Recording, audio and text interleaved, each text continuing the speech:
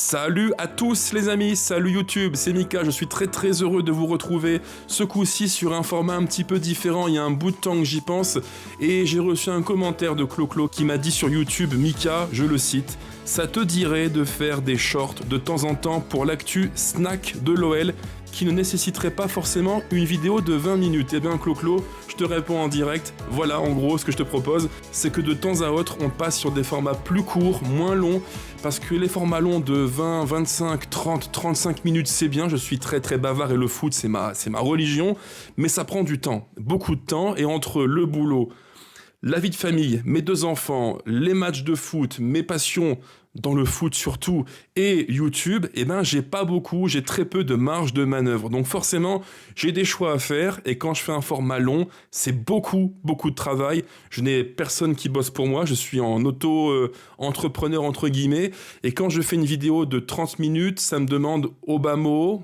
de la miniature jusqu'à la publication, le montage, tout, à peu près 5 à 6 heures de travail. C'est beaucoup, et forcément, ça me demande énormément d'énergie.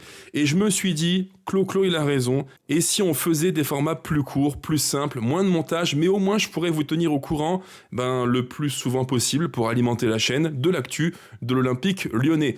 Si ça vous plaît les amis, si vous en voulez plus, dites-le moi maintenant en commentaire, et j'en prendrai note évidemment. Pensez aussi à mettre un petit pouce qui fait extrêmement plaisir et qui aide beaucoup au référencement, c'est le YouTube Game qui veut ça, blablabla. Je n'aime pas trop le faire, comme vous le savez, c'est pas trop mon truc, mais YouTube demande qu'on fasse un petit peu de promotion pour les contenus. Pensez enfin à vous abonner, activer la cloche, bref, vous connaissez blablabla la musique. Allez, c'est parti, le sujet que j'ai retenu aujourd'hui pour vous les amis, il est très simple, c'est le classement de l'Olympique lyonnais à l'instant T, à la J21.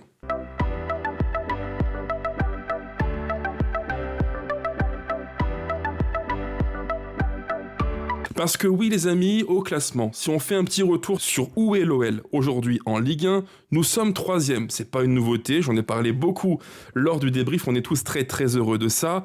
Au classement, on a donc 41 points plus 1, pour ne pas dire le chiffre de nos voisins stéphanois, ce chiffre interdit côté Lyon.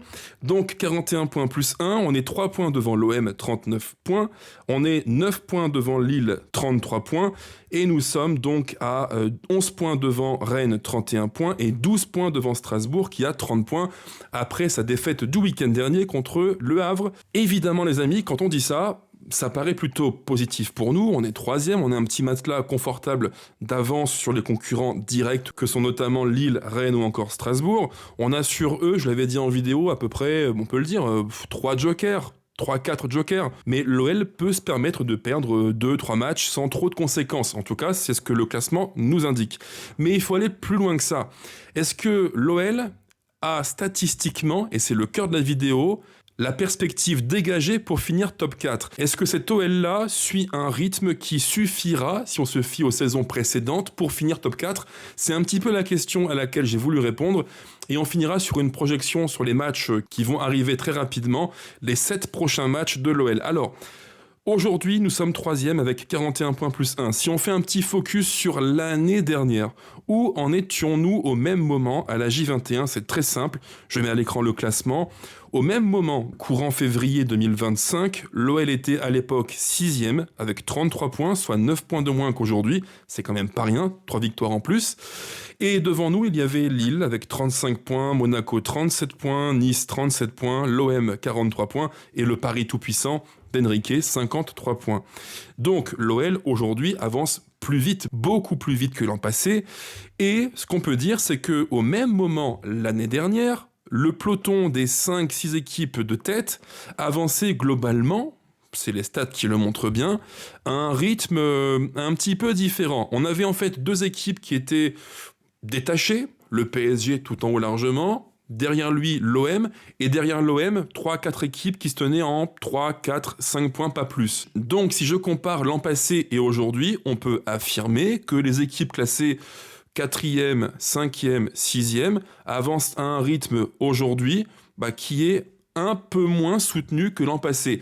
Le 5e aujourd'hui c'est Lille qui a 33 points, le 5e d'il y a un an c'était Lille avec 35 points. Donc si on suit la comparaison, ce que l'on peut dire c'est que l'an passé on avait au même moment 2 équipes qui avançaient à un rythme très élevé, Paris qui était à plus de 2,5 points par match, c'est beaucoup. Et l'OM qui était à un peu plus de 2 points par match, ce qui est aussi beaucoup, c'est un rythme de champion. C'est le même rythme qu'a l'OL en ce moment, 2 points par match, c'est ce que l'on a, puisqu'on a fait 21 matchs pour 41 plus 1 point pris. Donc un rythme clairement à 2 points par match. Mais ce qu'on peut dire, c'est que derrière ce peloton de tête de 2-3 équipes, eh bien aujourd'hui, on a un rythme qui est un peu plus lent, puisque le 6e de l'an passé, c'était donc nous avec 33 points. Le 6e aujourd'hui, c'est Rennes avec 31 points. Et le 7e de l'an passé, c'était donc, hop, je mets à l'écran le classement, Lens, 33 points. Et aujourd'hui, c'est donc Strasbourg avec 30 points. Donc, grosso modo, ce qu'il faut retenir, c'est que les 3 équipes de tête avancent sur un rythme qui est à peu près semblable à ce qui se faisait l'an passé, à peu de choses près, mais les équipes qui suivent, elles, vont à un rythme un peu plus lent. Et de toute façon, on le voit au classement, on a entre le premier Paris et le 4e et le reste, on a un écart. Paris 51 points, Lens 49, nous 42, 41 plus 1 pardon, Marseille 39, et après il y a un trou de 6 points entre Marseille et Lille. Et si on va encore plus loin les amis dans l'analyse statistique, même si je le répète encore et encore, attention, le foot n'est pas une science exacte. On peut très bien avoir 42 points maintenant et s'écrouler après, on peut très bien avoir 42 points maintenant, 41 plus 1, et en prendre peut-être 20, 21 sur les prochains matchs. Tout est possible, tout est envisageable, le foot n'est pas une science exacte, donc tout ce que je dis là, c'est à prendre aussi dans le contexte. Il faut relativiser, on parle de stats et pas de foot, le terrain prime toujours évidemment. Mais là où c'est vraiment intéressant, c'est que des équipes comme par exemple Lille ou même nous, en l'espace de 13 matchs, de la J21 à la J34 l'an passé, eh bien Lille a pris par exemple 27 points. Ils avaient 33 points à la J21 et ils finissent avec 60 points à la J34.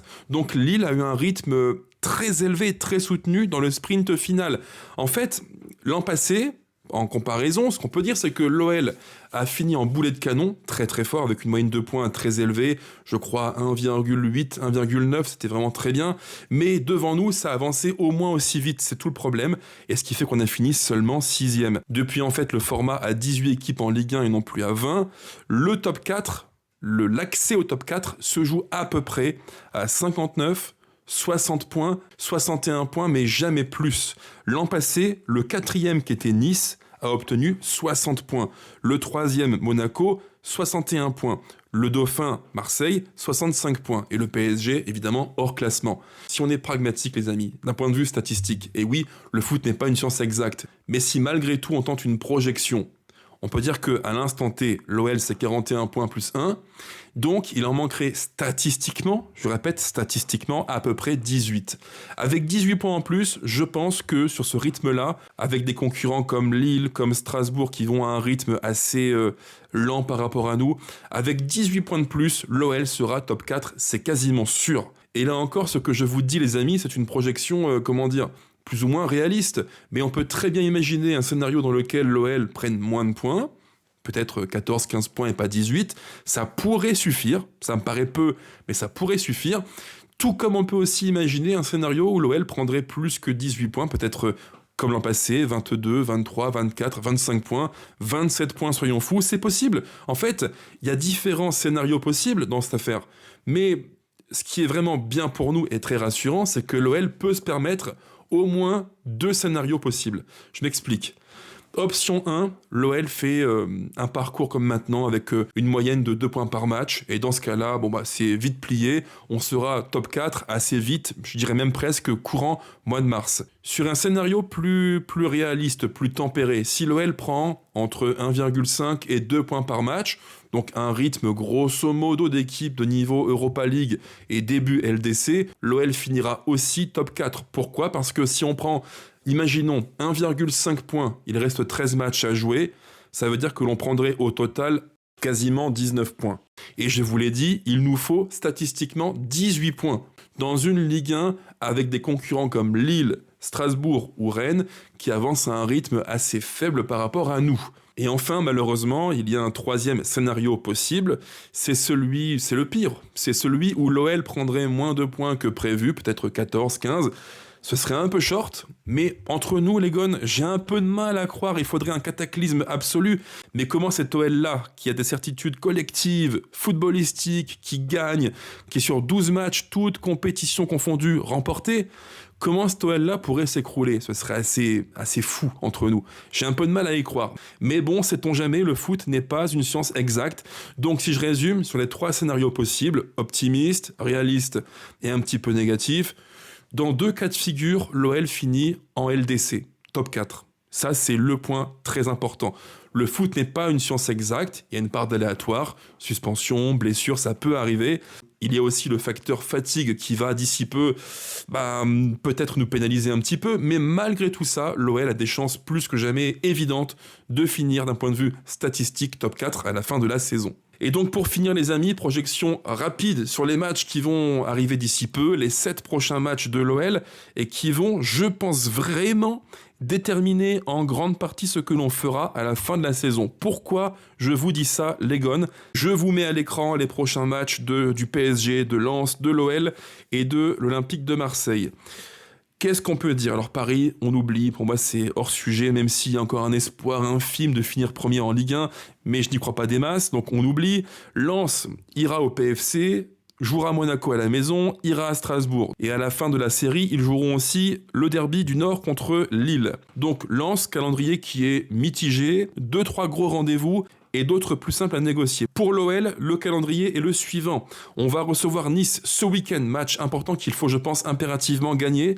On ira jouer à Strasbourg, match là encore super important. Strasbourg va être, je crois, l'arbitre de la fin de saison puisqu'ils vont jouer Marseille, l'OL et Lens. Rien que ça, dans les 3 prochaines journées, c'est quand même pas rien et je pense qu'ils vont avoir leur mot à dire sur l'issue du top 4 en Ligue 1. Le week-end suivant, on ira au Vélodrome, match, je passe de commentaires, match tellement important pour dissocier qui finira 3e ou 4e ou 2e, c'est tellement important, c'est un match qui vaut très cher celui-ci et qui va sentir la poudre, à mon avis, contre les Marseillais. On recevra ensuite le Paris FC, on ira au Havre, match pas évident, le Havre qui a battu Strasbourg le week-end dernier, avec un plutôt bon match de leur part. On accueillera Monaco et on finira à Angers. Donc l'OL, sur les 7 matchs prochains, a un calendrier qui est, disons, pas évident, je pense. Avec des matchs contre des concurrents directs, Strasbourg, Marseille, Monaco par exemple, pour ne citer que, et des matchs contre des équipes qui jouent leur peau en Ligue 1, le Paris FC, le Havre ou encore Angers. Pas facile du tout. Pour moi, sur les 7 matchs qui viennent, l'OL peut faire, je pense, un grand pas vers la qualif en Ligue des Champions. Pourquoi ? Nice, selon moi, victoire. Strasbourg, match tellement important, il ne faut pas perdre. Je dirais match nul. L'Olympico au Vélodrome, match très important. On aurait la très bonne idée de faire un match nul aussi. On serait donc à 5 points pris en 3 matchs. Le Paris FC à la maison, victoire. 8 points. Le Havre à l'extérieur, match pas facile, contre une équipe qui est bien organisée, qui veut rester en Ligue 1, match pas évident, mais disons peut-être victoire, on serait à 11 points. Monaco à la maison, bon c'est pas un grand Monaco c'est vrai, mais malgré tout, il y a du talent. La victoire est largement possible, bien sûr, mais partons sur nul ou victoire, on serait donc à 12 points. Et après Angers à l'extérieur, match pas facile non plus, contre une équipe qui joue bien au foot, qui a de bons joueurs et qui réalise une saison cohérente en Ligue 1. Donc, disons, victoire aussi. Ce qui veut dire, les amis, si je schématise tout ça, si je résume, Nice, Strasbourg, Marseille, PFC, Le Hack, Monaco, Angers, pour moi, sur les 7 matchs, sur les 21 points à prendre, l'OL peut en prendre 14, 15, pour moi, sans trop de problèmes, c'est possible. Donc, si l'OL prend 14 points, 15 points, eh bien, ça veut dire qu'à la fin du mois de mars, donc contre Angers à l'extérieur, l'OL aura fait un énorme pas vers le top 4. Il faut faire du step by step, un pas après l'autre, progressivement. Moi, c'est comme ça que je vois la fin de saison. Je me dis que si l'OL est sérieux et gagne 6 matchs sur les 13 restants, eh bien, on aura fait le job. Et si l'OL fait le job, l'OL finira en Ligue des Champions. Voilà en gros les gones, tout ce que je voulais vous dire. Si le contenu vous a plu, si le format vous a plu, pensez à me le dire en commentaire. Et si c'est le cas, eh bien j'en ferai d'autres pour vous, rien que pour vous, sur des sujets que vous aurez choisis, ou moi, peu importe, au fil de l'actu de l'Olympique lyonnais. Ciao ciao les gones, allez l'OL, plus que jamais, bisous à tous, à bientôt.